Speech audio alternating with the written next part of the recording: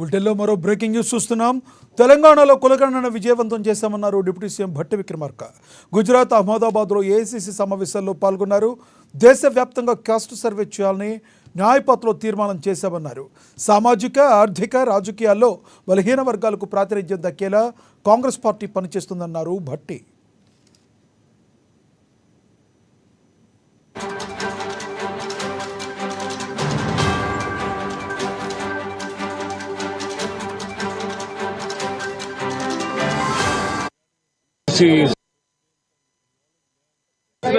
Structural change in the Congress party.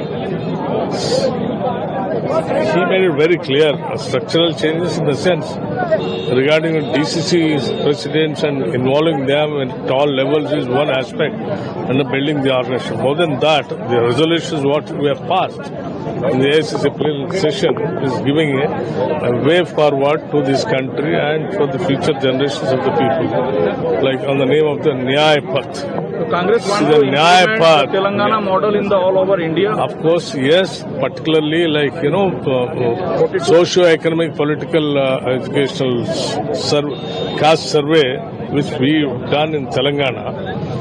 It can be replicated in the entire country and can be given justice to all the sections of the population in the society.